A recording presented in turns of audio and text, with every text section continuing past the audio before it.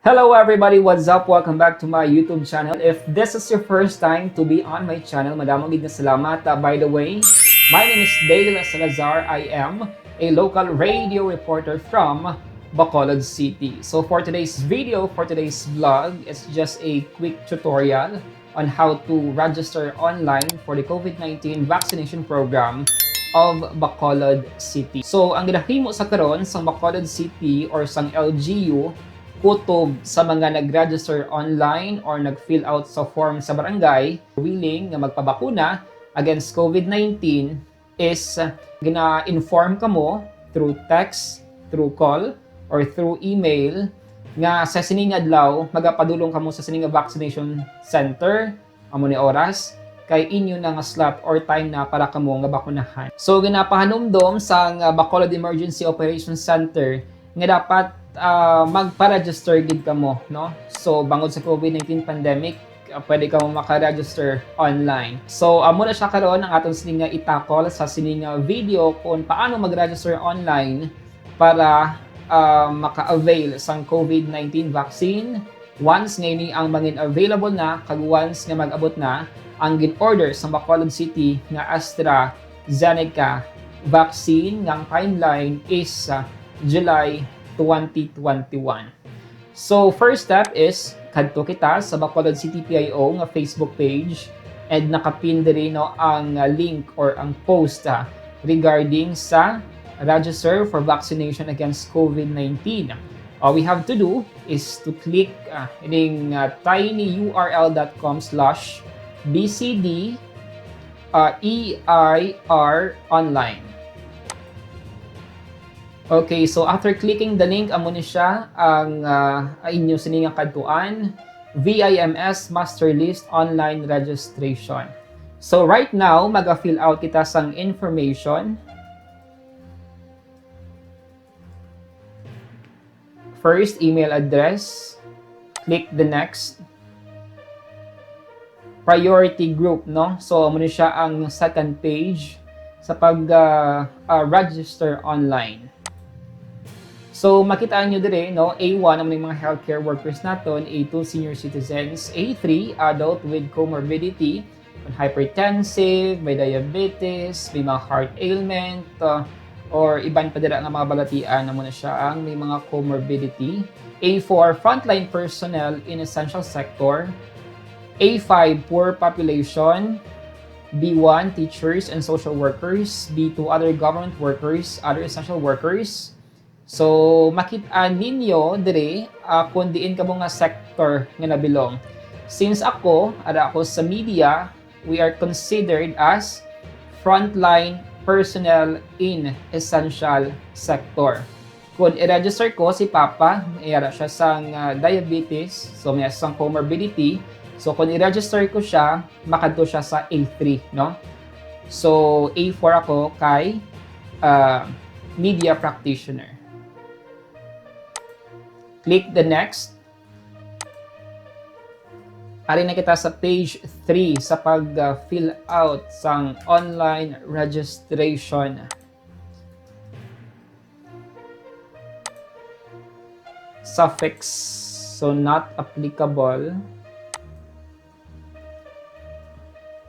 So kinahanglan may contact number gid, no? Kaysa na-mention ta na, once nga naka-register ka, kag mag-appear sa database or sa system sang city na naka-register ka, may available lang nga bakuna, i-inform ka mo through text or tawag man dira abi or no dira nga pabaagi nga sa sining adlaw kadto ka sa vaccination center bangod time na nga bakunahan ka sang COVID-19 vaccine.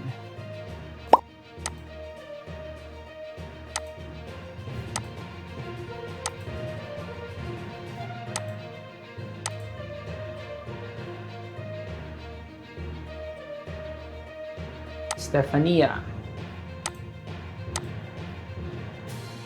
0304 996 occupation radio reporter, name of employer Nona D. Magbanwa. Next. Do you have an allergy to vaccines or any component of vaccines? No. Do you have any comorbidities? No. Wala man kita naga-maintenance or may gina-take nga bulong, so no. So, vaccine registration confirmation message. Good day. You are about to complete your vaccine registration. Before you click submit, please review the information that you have entered and make sure that all is correct. Once done, please click submit. On the other hand, please be advised that our COVID vaccine screening team will process and validate your application as soon as they receive it. Then, you will be contacted regarding the status of your request and your vaccination schedule as per DOH guidelines. Rest assured as well that we continue preparing and working for a smooth and safe vaccination program for everyone. Stay safe and thank you for joining us in this fight against COVID-19. So, do okay naman ang aton sining mga information and details nga provide. So, let's click submit. COVID-19 VMS Bacolod City online registration. Congratulations, your registration has been received and is currently being processed by our COVID vaccine screening team. The team will get in touch with you regarding the status of your request and your vaccination schedule as per DOH priority guidelines. So there you have it guys, successful ang aton silang online registration for COVID-19 vaccination sa Bacolod City. So ang obrahon ko is mag-wait ako sang text from COVID-19 vaccination team or from the city kung saan ang akong sining schedule sang akong sining pagbakuna.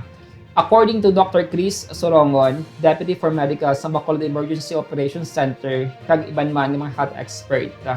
Sa isa naman ka-interview, he said nga pinaka the best nga COVID-19 vaccine kung ano ang bakuna nga available. So gina-challenge ko man ang mga young people nga nagalantaw sa sining video nga buligan man naton ang mga older ones, ang mga ginikanan naton, ang aton sining mga paryente, ang aton sining mga senior citizen nga mga himata, lola, lolo nga mag-register online.